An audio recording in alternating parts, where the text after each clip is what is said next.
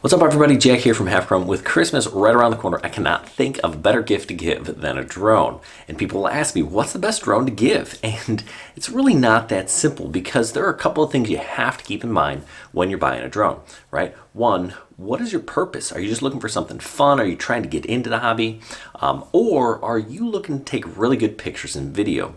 And the other thing is budget. You can buy a drone for $30 or you can spend $2,000 on a drone. And obviously what you're getting is going to be a lot different. So what we've done here is we've come up with 5 drones that I think are the best drones to give as gifts this Christmas, even if that gift is for you. Sadly, this little Santa guy didn't quite make the cut.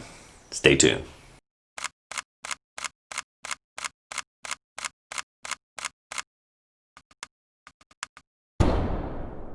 So if you decide you want one of these drones, check in the description down below. I've got links for you. They're affiliate links. They help this channel out and they don't cost you a thing. Anyway, let's talk about the first drone on the list, and that is the Force One Scoot. The Force One Scoot is an excellent beginner drone. In fact, this is the perfect stocking stuffer. It's less than $30 and it's excellent for kids. Now, it's a different kind of drone. It doesn't have a remote control. It uses obstacle avoidance sensors. It spins in a circle and you kind of move it with your hands. It's super fun. My kids love it. And I'll be honest, I enjoy playing with it too. So if you're looking for something that is a good stocking stuffer, the Force One Scoot is a good place to start. There's a reason why it was the top selling toy on Amazon not too long ago. Now I'm going to talk about one of the drones that I almost always recommend for beginners, and that is the Ryze Tello. Starting at less than $100, the Tello is a really good beginner drone. There's a whole lot of things to like about the Tello. It has a 13-minute flight time. You can fly it with your smartphone. It's super stable, and it has some pretty easy to use flight modes. The camera is an HD camera, 5 megapixels, and it stabilizes the video electronically, so it's not going to be shaky like a whole lot of these other drones that you could buy on Amazon.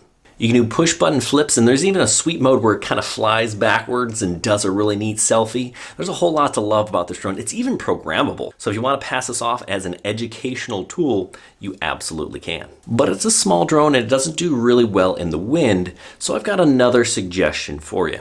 If you can bump your budget up to about $200, the MJX Bugs 12 or Bugs 20 are both really solid options. Now they are essentially the same drone, but just kind of in 2 different packages. The Bugs 20 has fixed arms, whereas the Bugs 12 is a foldable version of this drone. They both have 4K cameras, and they're stabilized electronically, a lot like the Tello. So there's no real gimbal keeping the camera steady. It's all done electronically. You get about 20 minutes of flight time, they claim 22, and a range of about 400 to 500 meters with either one of these drones.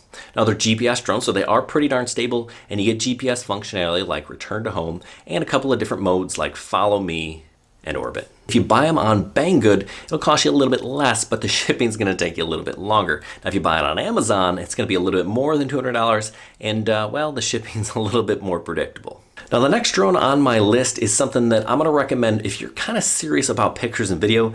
This is really the place to start, but you're going to have to spend a little bit more. The DJI Mini 2 is going to start at $450. But the capabilities of this are head and shoulders above all the drones I've already talked about. It does have a 4K camera, but the difference is it's on a real 3-axis gimbal. It's a really solid camera, takes pretty good pictures and video. It has an impressive 31-minute flight time and a range of 10,000 meters. Now, all these ranges and flight times are in ideal conditions, meaning you're never really going to get all that you could out of them, but you know it's still going to be better than what we've already talked about. The Mini 2 is a GPS drone, so you do have that return to home feature, and they add some quick shots, which are some really unique ways to take pictures and video. Probably the most important thing about the Mini 2 is its weight, actually. It's less than 250 grams, and that's kind of like the magic number here in the US and abroad because it kind of skirts some of the regulations. For example, in the United States, you don't have to register if your drone is less than 250 grams. Plus, the FAA is working on this remote identification for drones, and drones less than 250 grams are exempt. Now the next drone I recommend is again a bump in price, but is, again, a pretty significant step up, and that is the Mavic Air 2. The camera on the Mavic Air 2 is solid, and actually the Mavic Air 2 is a little bit bigger, so it handles the wind a little bit better than the Mini as well. The Mavic Air 2 is the first Mavic capable of 4K at 60 frames a second, and that's a pretty big deal. The Mavic Air 2 has a flight time of 34 minutes and you're going to get a range of up to 10,000 meters. So again, pretty darn impressive specs. But the most important thing about this is the different camera. It is a quad Bayer sensor, which means you're gonna get a little bit more out of those pixels, and you can take 48 megapixel photos, which is super cool, and it gives you some HDR capabilities, both in pictures and in videos that you're not gonna get with the Mini. It has the same quick shots that the Mini does, plus a few extras, as well as hyperlapse. Another pretty big difference with the Mavic Air 2 is that it adds front and rear obstacle avoidance sensors. That's gonna help you avoid some unsightly crashes. It also has active track, which is super cool because you can kind of pick a subject to focus on and it'll follow that subject around. Really neat feature. Now the Mavic Air 2 is a really good drone and something I would recommend to people that want to get into photography. But if you're really, you're borderline professional, then you might want to take a step up to the actual Mavic 2. Now there are two versions, the Mavic 2 Pro and the Mavic 2 Zoom, and depending on who you ask, they'll tell you one's better than the other. I'll give you my opinion. The Mavic 2 Pro is a better drone for taking still photography. It has one of the best cameras that you can get. It has a 1-inch sensor. It's solid. It's really good, especially in low light situations. Now the Mavic 2 Zoom, I think, is a really good tool for someone that's like a real estate agent where you can kind of zoom in. Yes, you can zoom on both the Mini and the Air 2, but those are digital zooms and that's different.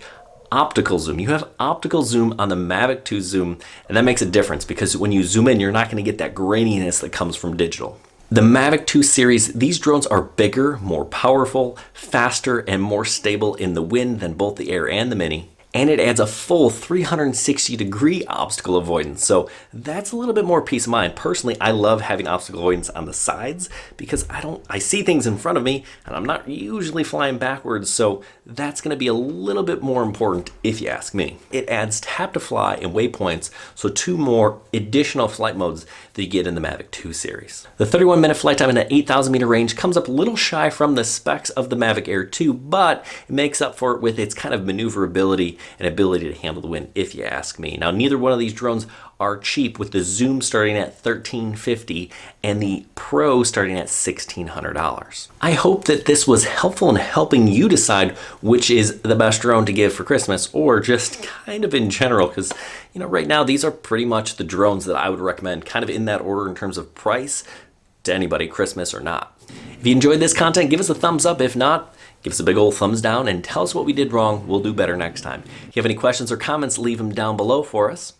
And if you haven't already, check us out on halfchrome.com, where we have everything from photography to FPV. Hey, good luck and happy flying.